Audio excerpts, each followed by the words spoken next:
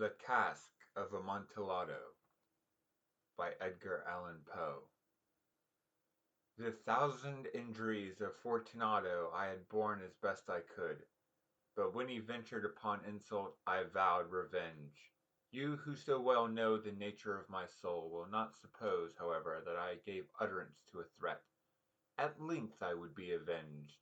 This was a point definitively settled, but the very definitiveness with which it was resolved, I precluded the idea of risk.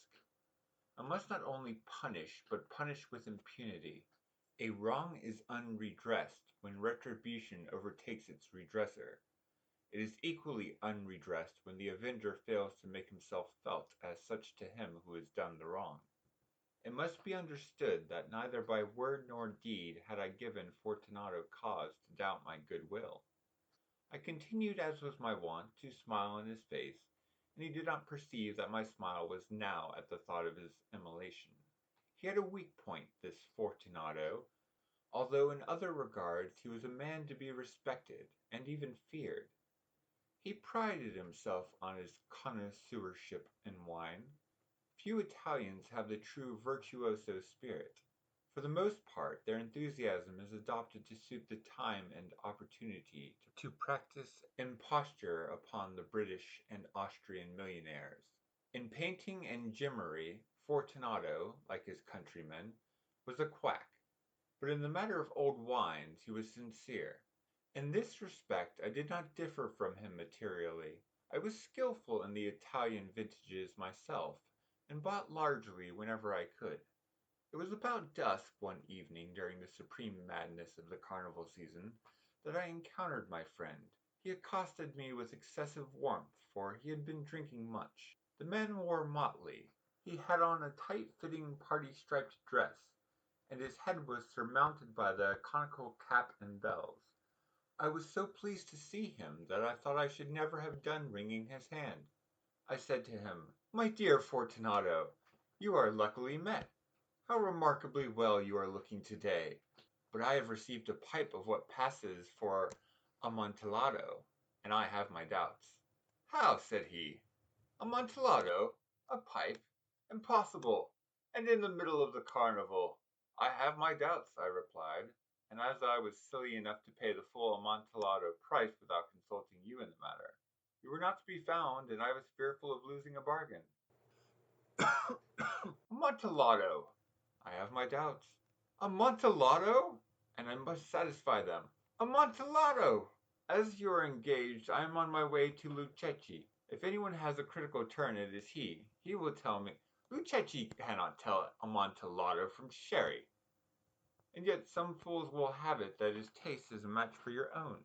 Come, let us go." "Whither?" "To your vaults." "My friend, no, I will not impose upon your good nature. I perceive you have an engagement." "Lucchesi? I have no engagement. Come." "My friend, no, it is not the engagement, but the severe cold with which I perceive you are afflicted. The vaults are insufferably damp. They are encrusted with nitre." "Let us go, nevertheless. The cold is merely nothing. Amontillado!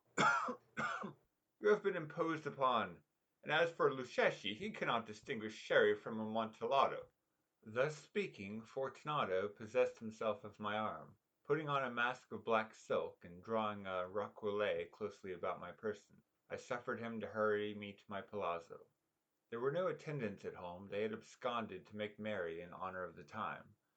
I had told them that I should not return until the morning, and had given them explicit orders not to stir from the house. These orders were sufficient, I well knew, to ensure their immediate disappearance, one and all, as soon as my back was turned. I took from their sconces 2 flambeaux, and giving one to Fortunato, bowed him through several suites of rooms to the archway that led into the vaults. I passed down a long and winding staircase, requesting him to be cautious as he followed. We came at length to the foot of the descent, and stood together on the damp ground of the catacombs of the Montrésors. The gait of my friend was unsteady, and the bells upon his cap jingled as he strode. "The pipe," said he. "It is farther on," said I. "But observe the white webwork which gleams from these cavern walls. He turned towards me and looked into my eyes with two filmy orbs that distilled the rheum of intoxication. "Niter?" he asked at length. "Niter," I replied. "How long have you had that cough?"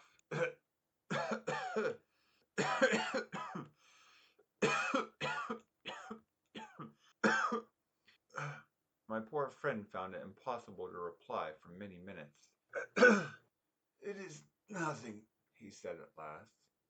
"Come," I said with decision. "We will go back. Your health is precious.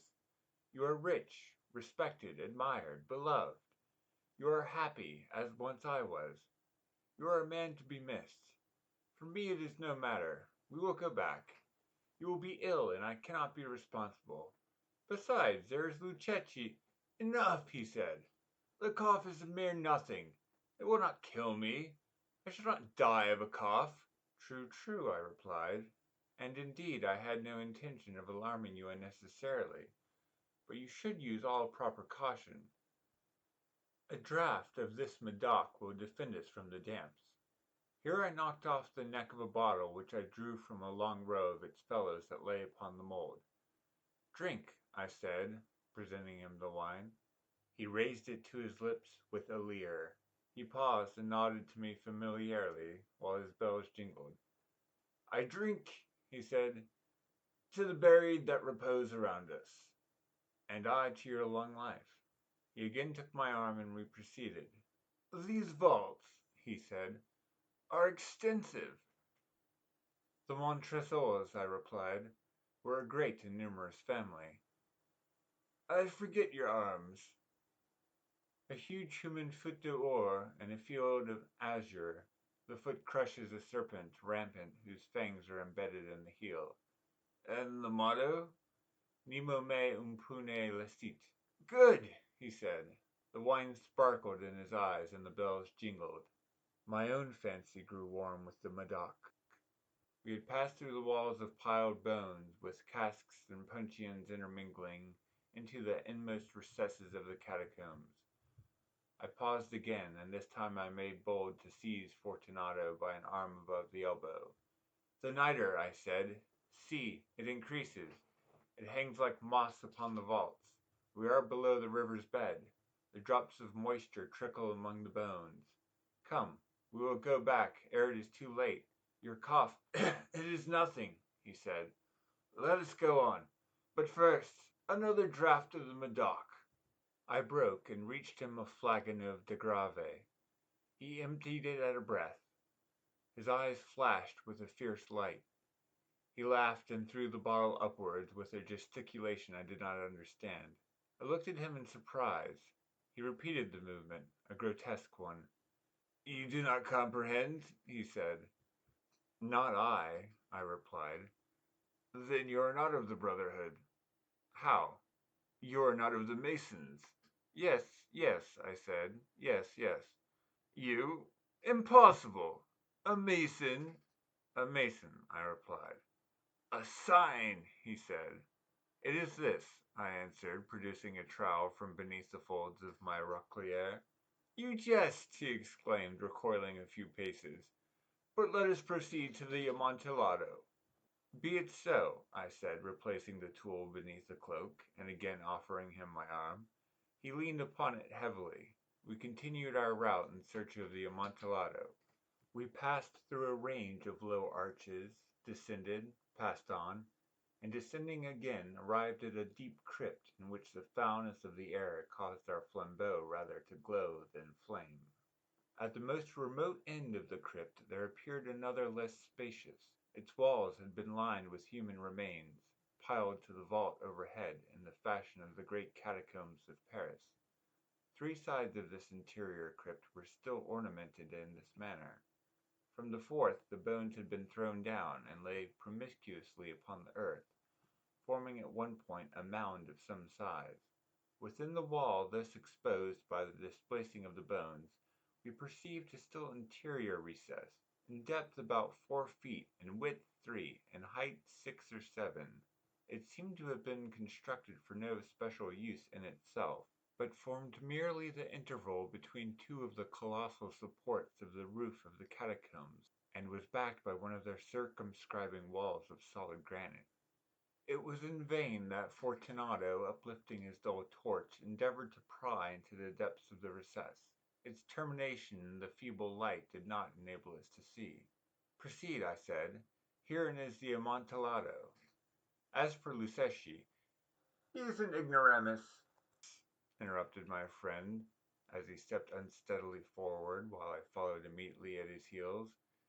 In an instant he had reached the extremity of the niche, and finding his progress arrested by the rock, stood stupidly bewildered.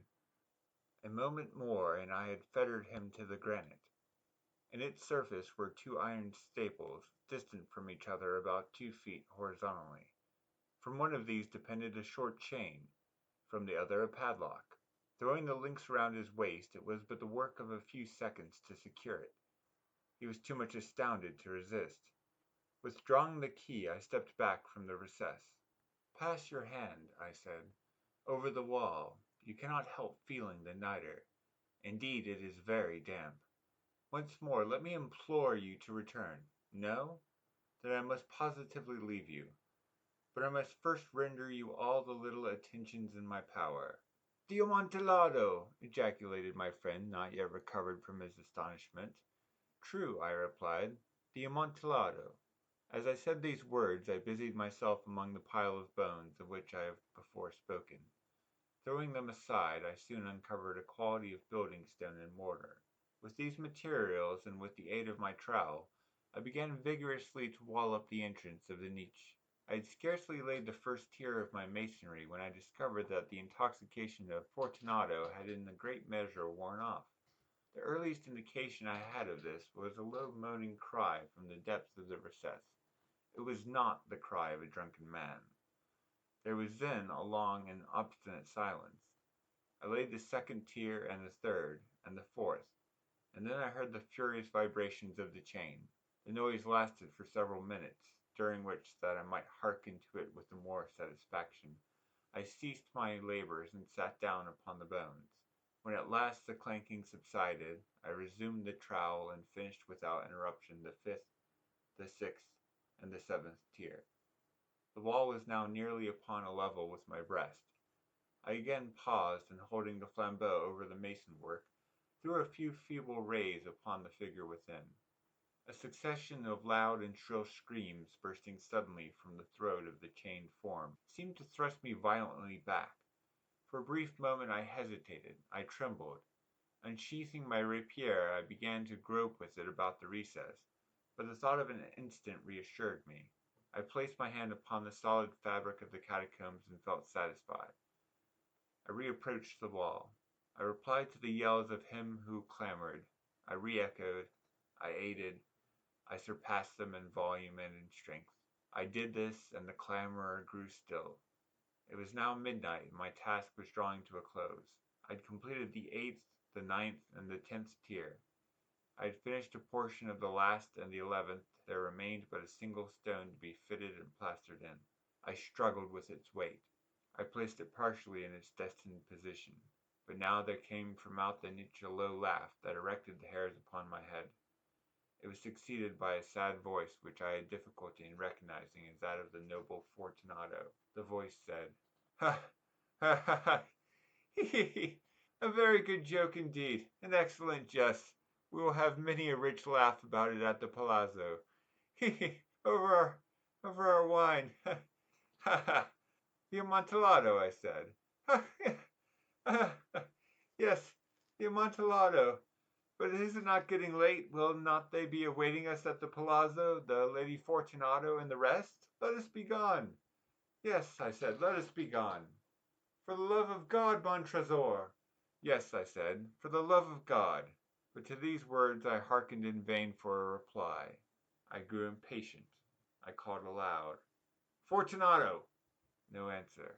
I called again, "Fortunato!" No answer still. I thrust the torch through the remaining aperture and let it fall within. There came forth in return only a jingling of the bells. My heart grew sick on account of the dampness of the catacombs. I hastened to make an end of my labor. I forced the last stone into its position. I plastered it up. Against the new masonry I re-erected the old rampart of bones. For the half of a century no mortal has disturbed them.